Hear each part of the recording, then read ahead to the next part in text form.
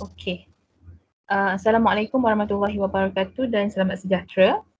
Kami dari kumpulan 5 akan membentangkan mengenai strategi pengajaran kanak-kanak disleksia.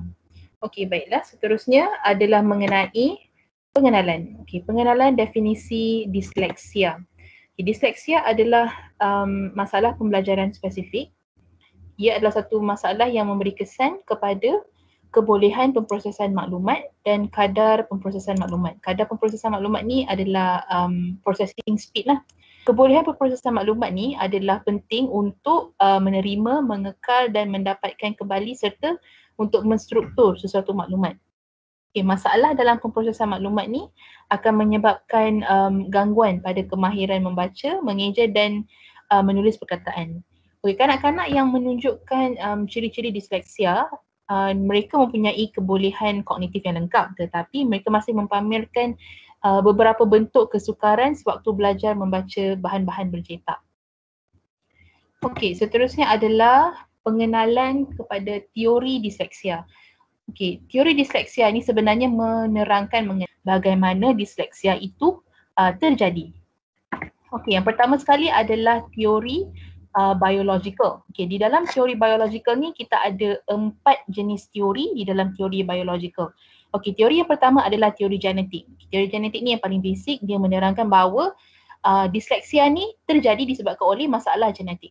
Okey, yang seterusnya adalah teori defisit pemprosesan temporal auditory. Okey, ini adalah teori yang menyatakan tentang disleksia berlaku disebabkan oleh gangguan pada struktur bahagian otak yang memproses pertuturan dan kemahiran bahasa. Okey, bahagian ini adalah bahagian Broca ataupun Wernicke.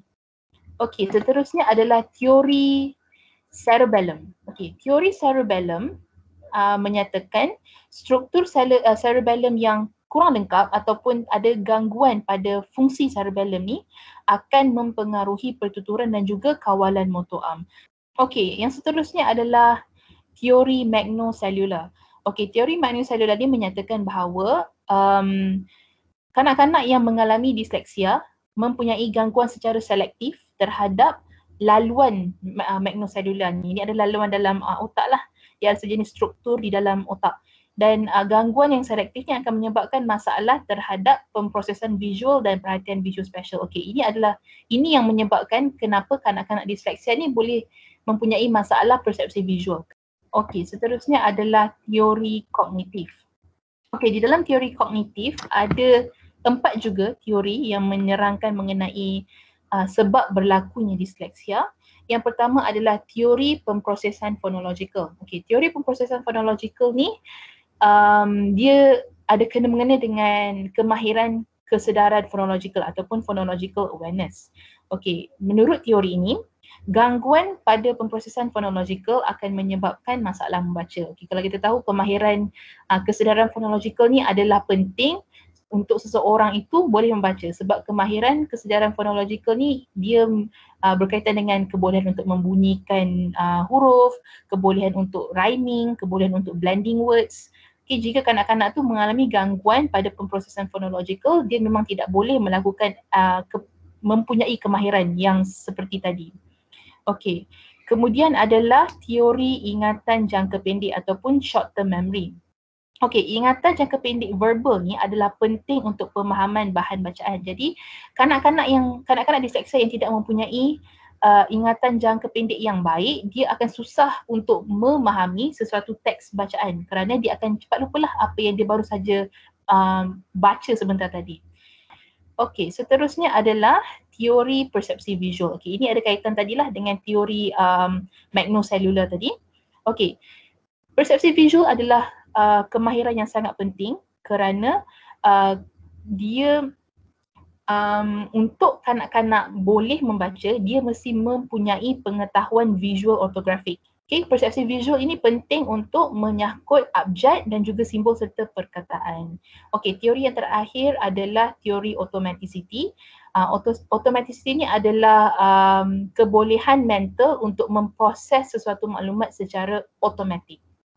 Okay, kelemahan pada kemahiran automaticity ni dia akan menyebabkan seseorang itu sukar untuk membaca secara automatik. Okey, seterusnya adalah Okey, strategi pengajaran yang kami pilih adalah strategi pelbagai sensori atau lebih dikenali sebagai multisensory. Strategi ini menggunakan gabungan beberapa deria seperti visual, auditory, kinestetik dan taktil. Strategi ini juga memerlukan murid untuk mengaktifkan kesemua deria iaitu deria penglihatan, pendengaran, rasa, sentuhan dan bau. Okay. Bergantung kepada kaedah pengajaran yang dipilih oleh guru tersebut. Okay. Strategi multisensory ini melibatkan proses kognitif yang sangat aktif. Strategi pengajaran saya akan pas kepada saudari Nailah. Bermula dengan apabila deria itu digunakan, deria tersebut kena hantar maklumat pada pada otak kan untuk diterjemahkan dalam pemikiran murid. Jadi semakin tinggi penggunaan deria tu, the higher like the intensity of using the sensory, jadi akan semakin aktif lah proses kognitif yang berlaku tu untuk otak menterjemahkan kan apa yang daripada sensori tu, input sensori tu akan sampai kepada otak dan terjemahkan makna dia. Okay, lepas tu proses kognitif lagi yang lain adalah penyimpanan maklumat baru untuk jangka masa panjang. Sebab bila murid tu dah menggunakan sensori mereka untuk belajar sesuatu yang baru, proses kognitif juga diperlukan untuk menyimpan maklumat tersebut. Apabila lepas cikgu dah ajar tu kan, so kanak-kanak murid-murid kena simpanlah maklumat tu kan. Jadi memang proses kognitif kat situ sangat aktif lah sebab nak simpan maklumat tu untuk dalam jangka masa yang panjang. Okay, next macam tengok teknik, kaedah-kaedah yang digunakan bentuk deria. Pertama kinestetik, contoh aktiviti dia adalah contoh-contoh lah, menari atau berlakon semula yang bersukan. Aktiviti-aktiviti ni akan meningkatkan kemahiran motor kasar dan halus. Untuk taktil pula, aktiviti menggunakan sentri atau rekaan model tanah liat, mewarna, melukis dan menulis. Ini untuk mengasah penggunaan motor halus. Teknik visual, gunakan contoh aktiviti adalah show and tell, padanan gambar dan perkataan dan tayangan video. Perkara ini akan membantu murid memahami perkara yang abstrak yang selalunya kalau diajar tu kita tak ajar, tak tunjuk gambar ke apa kan. Jadi bila kita tunjuk visual tu akan lebih mudah lah untuk mereka memahami. Dan teknik auditory, aktiviti contohnya menyanyi, bercerita dan macam pengajaran fonik huruf. So murid-murid kena dengar betul-betul kan, menggunakan deria pendengaran mereka. So memang perkara aktiviti-aktiviti ini akan merangsang keupayaan memahami sesuatu perkara melalui kemahiran pendengaran. Okay, next. Ini adalah berdasarkan kajian yang dirujuk. Strategi pelbagai sensori ini memang sangat banyak digunakan lah untuk masalah disleksia. Okay, dalam penyelidikan Kelly dan Phillips, Kelly dan Phillips claim memang strategi pelbagai sensori ni adalah salah satu teknik yang diiktiraf oleh guru-guru disleksia serata dunia. Sebenarnya bukan Kelly dan Phillips je lah. Memang daripada akhir tahun macam 1997 tu ada juga, daripada situ sampai sekarang masih lagi researchers semua, pendidik ni memang iktiraf lah strategi ni untuk murid-murid disleksia. Dan McKay 2012 dia kata teknik yang strategi pelbagai sensori ni adalah teknik yang memberi jaminan pengetahuan kekal dan untuk jangka masa yang panjang. Memang macam beberapa researcher lain pun cakap sebab benda ni adalah sebab kita guna banyak sensori, banyak deria. Jadi dia punya otak kita tu macam lagi serap banyak dan macam lagi efektif lah apa yang diserap tu. Lepas tu dalam kajian Karen Brockman, beliau explore pasal teachers punya perspektif perception dalam menggunakan strategi ni, memang cikgu-cikgu tu pun kata macam sesi PDP diorang akan jadi lebih menarik dan sangat interaktif. Jadi perkara ni akan membantu murid untuk lebih pantas memahami serta mengerti kaedah pelajaran. Okay, next Azra. Alright. Okay, sekarang ni saya akan menerangkan mengenai strategi overlearning. Okay. Strategi overlearning ni merupakan salah satu strategi dalam pengulangan lah. Okay, sebelum itu sesi pengajaran yang di dalam perbincangan tugasan ini kami menggunakan teori pengajaran social konstruktivisme.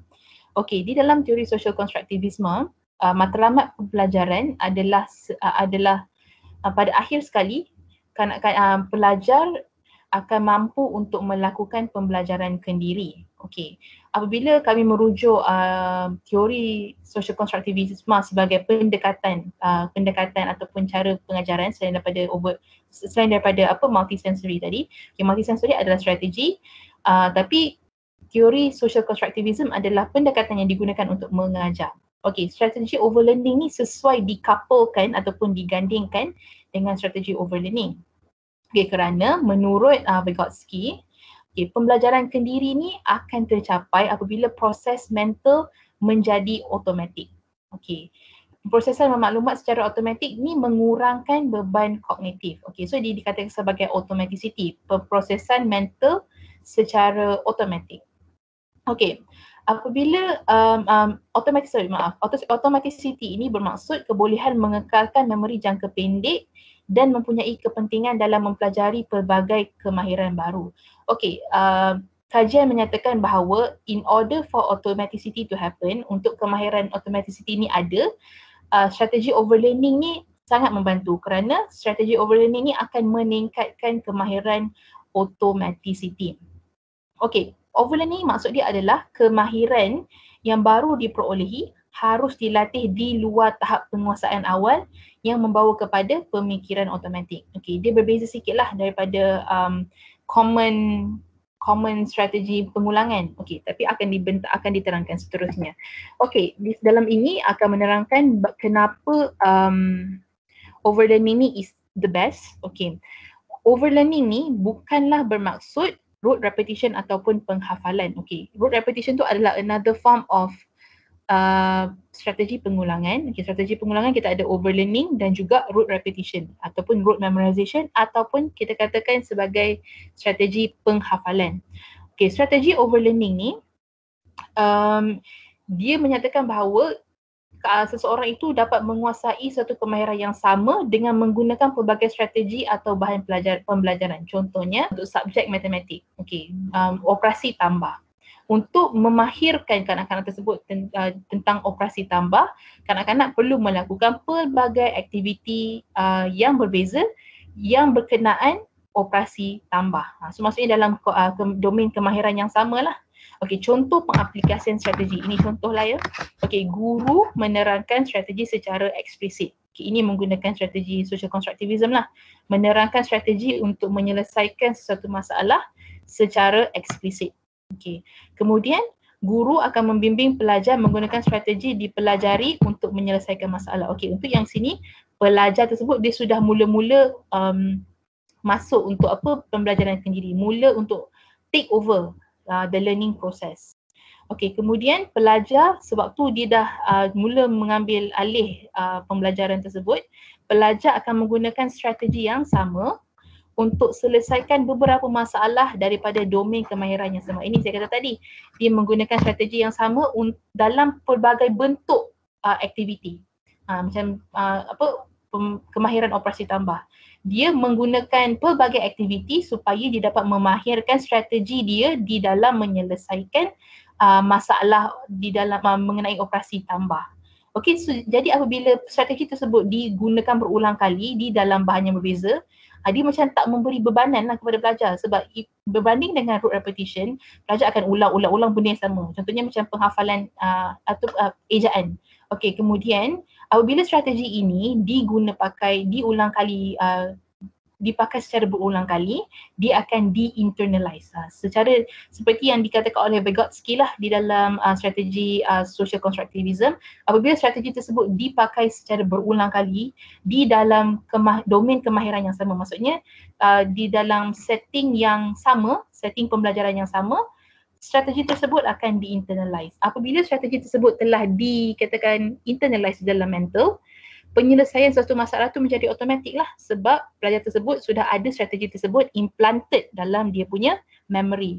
So they don't have to memerlukan external help untuk membantu dia menyelesaikan masalah. So sekali dia nak menyelesaikan operasi tambah, benda tu boleh jadi secara automatik. Dia boleh nampak and then dia boleh selesaikan dan mendapatkan jawapan secara automatik. Sama juga macam membaca, instead of dia fikir strategi satu, dia boleh terus fikir, dia boleh terus baca perkataan tersebut kerana strategi tersebut telah internalize, telah dibiasakan di dalam mental state dia. Okey, seterusnya adalah turn saudari Didah untuk menerangkan RPH dan pengaplikasian strategi.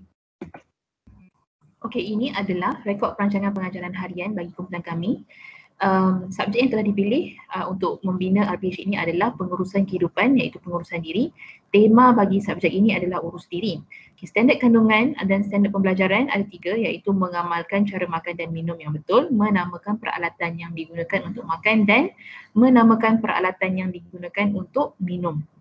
Objektif pembelajaran RPH ini adalah murid dapat menamakan peralatan yang digunakan untuk makan dan minum sekurang-kurangnya 4 daripada 6 dengan betul.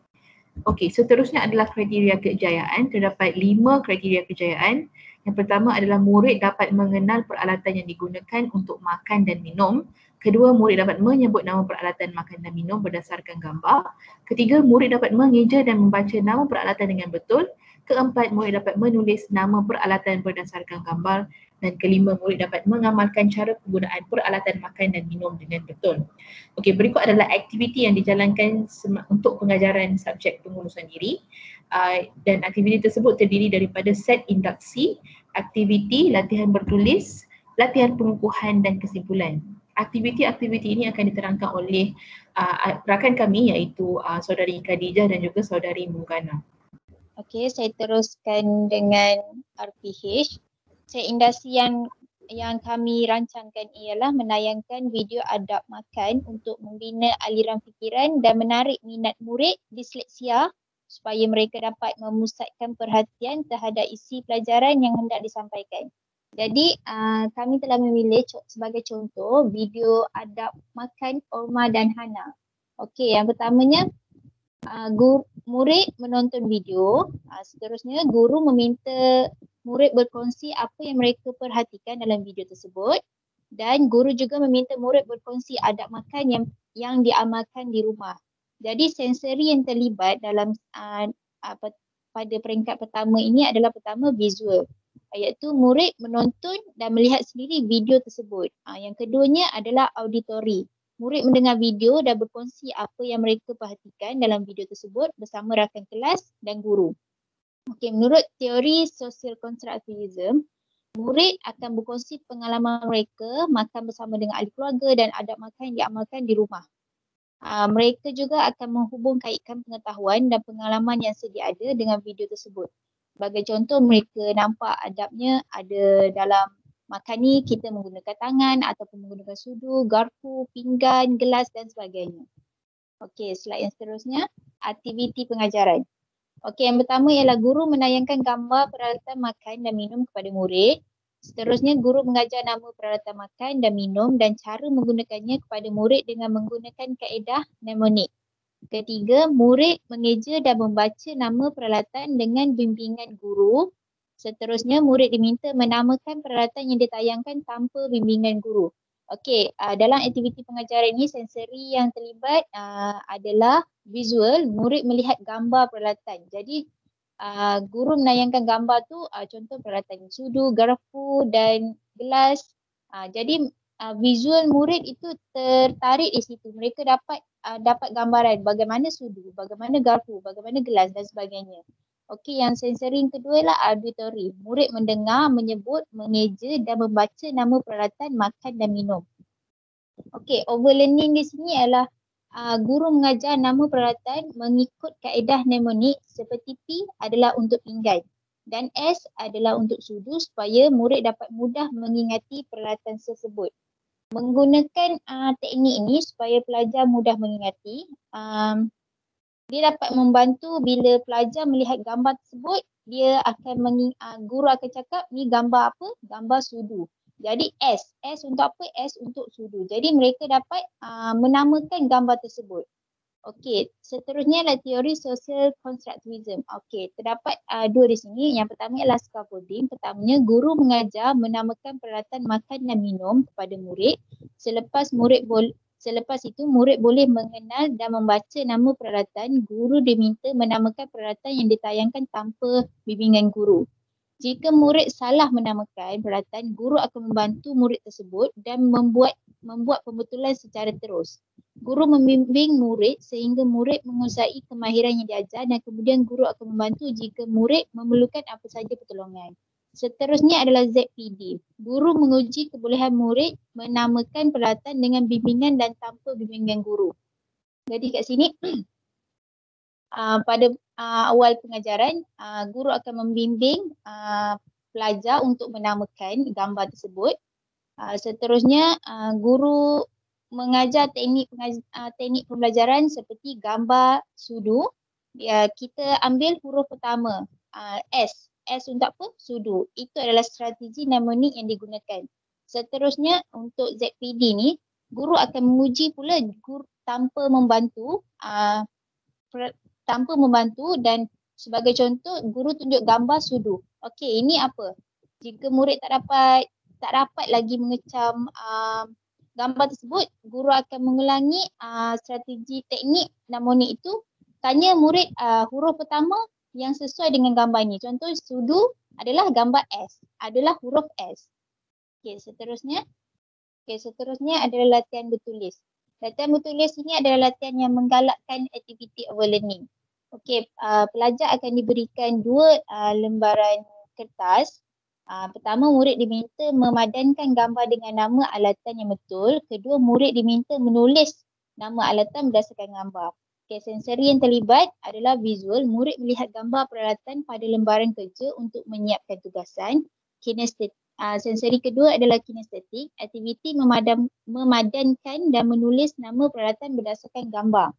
Okey, overlearning di sini, murid menggunakan strategi mnemonik yang telah guru ajarkan untuk membuat latihan bertulis seperti yang saya terangkan tadi. Untuk P adalah untuk pinggan. Huruf S adalah untuk sudu. Murid menggunakan strategi yang sama untuk menyelesaikan pelbagai masalah. Jadi di sini aktiviti yang pelbagai menggunakan strategi yang sama yang berulang dalam aktiviti yang pelbagai akan mengukuhkan lagi strategi itu dalam mental murid. Jadi teori social constructivism, scaffolding, adaptasi bahan instruk sosial. Guru memberikan latihan bertulis yang aras rendah dahulu dan diteruskan dengan aras yang lebih tinggi. Menggunakan teknik ini membantu pelajar mengingati strategi. Pada permulaannya mungkin guru boleh memberikan bantuan untuk membantu pelajar mengingati strategi yang telah diajarkan bagi menjalankan aktiviti, memadankan gambar ataupun menulis gambar tersebut. Pembelajaran berdasarkan diri rasa dan alatan menjadikan strategi multisensori ini lebih berjaya untuk kanak-kanak disleksia. Okey, seterusnya saya serahkan kepada saudari Mona. Okey, seterusnya latihan pengukuhan. Okey, latihan pengukuhan yang kami rancangkan adalah guru akan menunjukkan gambar ini, kemudian guru akan memberikan peralatan makan dan minum kepada murid. Murid diminta menyusun semua peralatan makan dan minum mengikut gambar di atas secara berpasangan. Kemudian, selepas mereka menyusun, mereka perlu menyebut nama setiap peralatan tersebut sambil menunjukkan peralatan. Kemudian, murid akan makan sarapan pagi dengan menggunakan alatan makan dan minum dengan betul. Maksudnya dengan mengamalkan adab makan yang betul. Strategi yang kami mengaplikasikan adalah pelbagai sensori. Pertamanya tactile, iaitu murid dapat menyentuh dan merasa bentuk dan struktur peralatan makan dan minum yang sebenar. Sebab sebelum ini mereka hanya melihat gambar pada aktiviti pengajaran. So masa latihan pengukuhan mereka dapat berpeluang untuk melihat peralatan yang sebenar. Kemudian kinestetik melibatkan pergerakan tangan untuk menyusun peralatan mengikut gambar. Masa mereka menyusun peralatan tersebut secara tidak langsung, mereka menggunakan kemahiran motor kasar. Keduanya adalah our learning. Selepas menyusun, murid diminta menyebut nama peralatan sambil menunjukkan peralatan tersebut. Dalam aktiviti ini masih menamakan peralatan tetapi situasi yang berbeza. Maksudnya daripada set induksi ke latihan pengukuhan, setiap aktiviti, set induksi, aktiviti pengajaran, latihan bertulis, fokus guru adalah murid dapat menamakan peralatan makan dan minum. Tetapi fokus tersebut telah digunakan pada kaedah yang berlainan. Pada aktiviti pengajaran, guru menamakan peralatan secara lisan sahaja. Pada latihan bertulis, guru diminta murid memadankan dan menulis nama peralatan berdasarkan gambar. Kemudian pada latihan pengukuhan, guru masih minta murid menamakan peralatan tersebut tetapi ada satu aktiviti yang menari. So yang ini bukan kita minta murid menghafal perkataan itu secara berbulat-bulat tetapi murid membuat aktivitinya secara berulangan untuk mengingat nama peralatan tersebut dengan mudah. Dan juga kita tidak membosankan murid tersebut sebab kita menyediakan aktiviti yang berlainan. Aktiviti berlainan ni akan menarik minat murid terhadap PDPC dan juga dapat mencapai objektif pembelajaran. Seterusnya, teori sosial konstruktivisme. Murid membuat aktiviti pengukuhan secara berpasangan supaya murid boleh menyusun alatan tersebut bersama-sama dengan rakan dan juga boleh membantu jika rakan membuat kesalahan semasa menyusun atau menyebut nama peralatan. Masa menyusun peralatan ini, mereka membuat secara berpasangan. Kalau jika ada rakan lagi seorang, contohnya dia silap menyusun garfu dengan suruhnya ataupun gelas dekat tempat lain, murid lagi seorang tu akan bantu, dia akan betulkan. Lepas tu masa menyebut nama peralatan pun, rakan seorang boleh membantu rakan lagi seorang untuk menyebut nama peralatan. Kemudian murid mengaplikasikan ilmu yang dipelajari dalam aktiviti harian dengan makan sarapan pagi menggunakan alatan makan dan minum. Contohnya pada ayat latihan pengukuhan, guru minta murid makan sarapan pagi dengan menggunakan alatan makan dan minum dengan betul. Yang ini kerana rancangan pengajaran harian kami telah membuat sebelum waktu rehat. So selepas